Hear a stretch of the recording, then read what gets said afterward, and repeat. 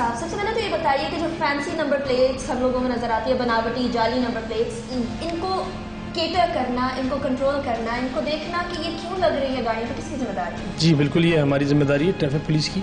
असल में इशू ये होते हैं एक्साइज से, और जो सैंपल है और जो जेन्युइन नंबर प्लेट है वो उसकी स्पेसिफिकेशंस वो प्रोवाइड करते हैं, और बाद जब रोड पे गाड़ी आ जाती है उसको रजिस्ट्रेशन नंबर इशू हो चुका होता है तो फिर हम ये चेक करते हैं कि वो नंबर प्लेट प्रॉपर हो और अकॉर्डिंग टू द स्पेसिफिकेशंस हो, और जो सैंपल, और जैसे कि नोन है, ब्लेमैन को भी पता है कि जो एक्साइज से इशू होती है वो कौन सी है। फैंसी में मुख्तलिफ रंग इस्तेमाल किए जाते हैं, कुछ लोग अपना नाम इस्तेमाल कर लेते हैं।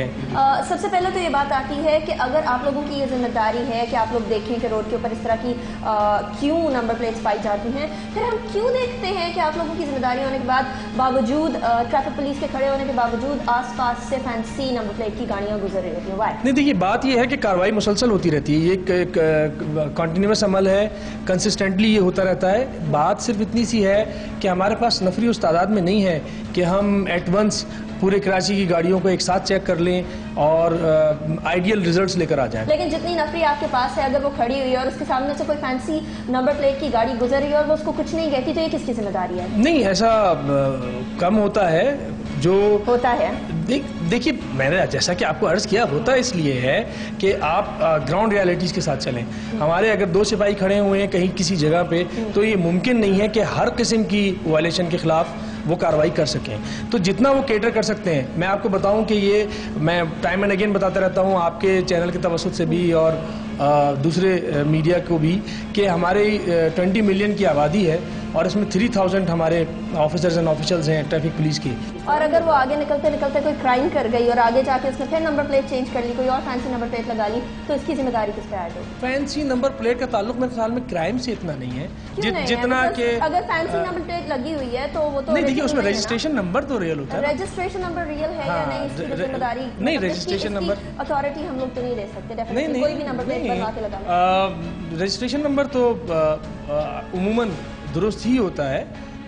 ये इट्सेल्फ एक क्राइम है कि आप फैंसी नंबर प्लेट यूज़ करें। वो फिर एक दूसरी तरफ हम निकल जाएंगे कि वो नंबर प्लेट जाली है और कोई वो एक दूसरा, लेकिन वो एक दूसरा मौजू है। अच्छा, यहाँ मेरा ये सवाल होगा कि जो फैंसी नंबर प्लेट्स बनाने वाले हैं, आप उन तक क्यों नहीं जाते? मसले की जड़ तक क्यों नहीं जाया जाता? सारी कार्स को अगर पकड़ना आपकी नफरी के लिए मुश्किल है, तो जो फैंसी नंबर प्लेट बना रहे हैं उनको पकड़ना तो आसान है ना?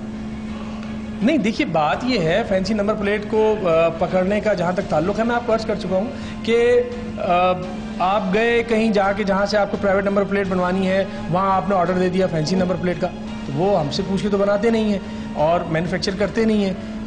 ये आप इसी तरह का मिसाल ले लें, जैसे टिंटेड ग्लासेस हैं, तो वो फैक्ट्रीज को और उसको आप ओनर्स को जाके कह सकते हैं कि इसके आप इसको ना बनाएं, लेकिन वो ट्रैफिक पुलिस के परव्यू में नहीं आता।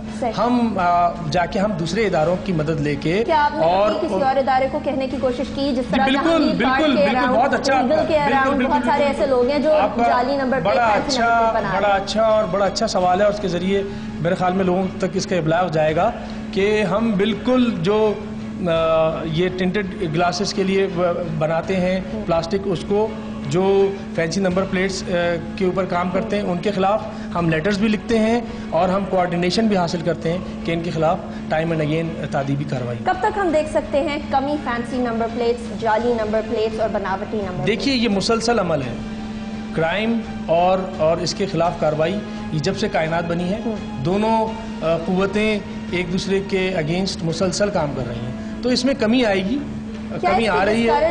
इसको डिस्करेज करने के लिए हम लोगों को और ज्यादा फाइन बढ़ाने की जरूरत है कि फाइन बढ़ा दिया जाए ताकि लोग बिल्कुल, देखिए फाइन मनी का अपना एक इम्पैक्ट है, और अगर साइजेबल होगा तो वो उसका, मैं आपको पहली बार कर चुका हूँ कि बैरून ममालिक जब हम फाइन मनी कोई इन्फ्लिक्ट करता है हम पे, तो वो इतना होता है कि हमारे तनख्वाह का एक अच्छा खासा शेयर उसमें चला जाता है। तो जब आपकी तनख्वाह का एक बड़ा हिस्सा जा रहा होगा तो यकीनन उसका इम्पैक्ट ऐसा पड़ेगा कि सिर्फ आप ही नहीं बल्कि आपके इर्द गिर्द लोग जो हैं वो भी उससे इबरत हासिल करेंगे और वो भी उस क्राइम में इंडल्ज नहीं करेंगे। तो यकीनन इस पर अगर लेजिस्लेशन हो जाए, लॉ मेकर्स, लेजिस्लेटर्स इस पर गौर करें और इसको इम्प्रूव करें और हमारी तजावीज़ को माने और फाइन मनी जो है वो बढ़ा दिया जाए, मैनी फोल्ड्स बढ़ जाए, तो आप उसका देखेंगे डिटरेंस इफेक्ट कि लोग किस तरह से ओबे करते हैं लॉस में।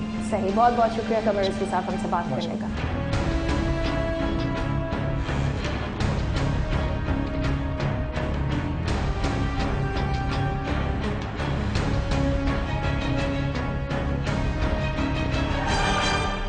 पुलिस अपना काम नहीं करती, हुकूमत ऐसी होगी तो कौम कैसी होगी। पहले दूसरों को रोके फिर हमें बोलिएगा। ये सारे वो बहाने हैं जो हम उम्मूमन अपने गलत को सही करने के लिए बनाते हैं। लेकिन अगर हम एक मुत्तहिद और एक महज़्ज़ब कौम की तरह अपने कानून की इज्जत नहीं करेंगे तो हम दूसरों से बेहतरी की तवक्को कैसे रख सकते हैं। जब एक कौम अपने कानून की पासदारी नहीं करेगी तो उसे ऐसे ही हुक्मरान मिलेंगे जो कानून की पासदारी नहीं करते हैं। अपने गलतियों को बेहतर बनाने की हमें ज़रूरत है, क्योंकि जाली नंबर प्लेट्स के हवाले से जिस तरह आज हमने शो किया, ये गैर कानूनी है और अक्सर लोग ये कहते हैं कि दूसरे भी कर रहे हैं तो हम भी करेंगे। ये सोच हमें तब्दील करनी होगी। आज के शो से इतना ही। हमें फीडबैक दीजिए mkh@dawnnews.tv पे। हमारा फेसबुक पेज ज्वाइन करिए, लाइक करिए और अपने मसाइल और आरा से आगाह करिए www.facebook.com/मसला क्या है पे। तब तक के लिए अनीका निसार को इजाज़त दीजिए। अल्लाह हाफ़िज़।